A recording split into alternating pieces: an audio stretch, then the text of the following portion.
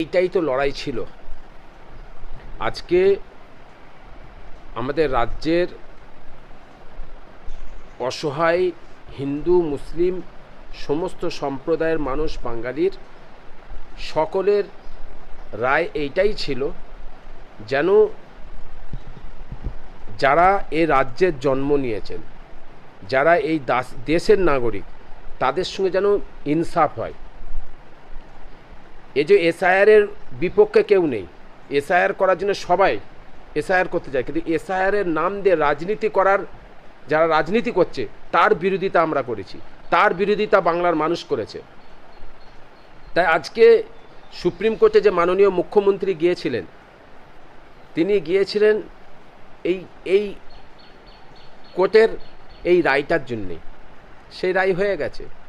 এসআইআরকে কেন্দ্র করে ভারতের আমি বাংলার মানুষকে, হিন্দু মুসলিম সকলের কাছে অনুরোধ করব, তাদের কাছে আমি একটাই বার্তা দিতে চাইছি, বাংলার মানুষের কাছে একটাই বার্তা, যে রাজ্যে মুসলিম হিন্দু ভোটার, আমি আপনারা সোশ্যাল মিডিয়ার মাধ্যমে দেখবেন, সোশ্যাল মিডিয়ায় বহু বেড়েছে।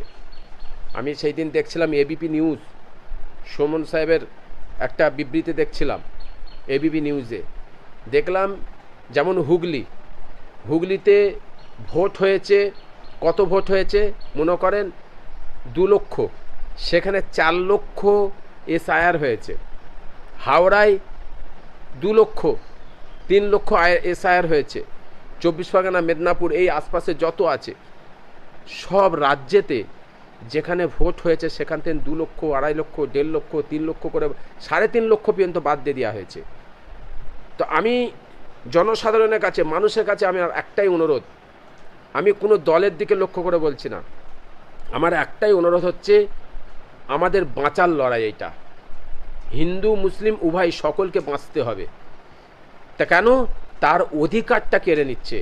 এই অধিকারের লড়াই যদি আপনি নিজে না করতে পারেন, যে কি বলছে বুঝবেন না।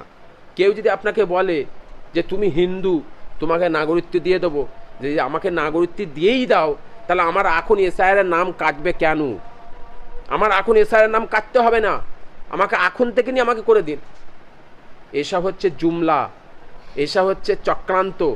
এই জন্য সকলের কাছে অনুরোধ, যে বিপদ সামনে আসছে, আমি হিন্দু ভাইদেরও লক্ষ্য করে বলছি, 63% হিন্দু ভাই এসআইআর থেকে নাম গেছে। ভারতের ধ্যান দেবেন। আপনারা বলবেন যে এরা মুসলমানরা বলছে, না, এটা বাস্তব। 63% হিন্দু ভাইদের নাম বাদ গেছে সারা পশ্চিমবাংলায়। তাই আমাদের অধিকারের লড়াই, সেই হিসাবে ভোট খুব চিন্তাভাবনা করে দেবেন।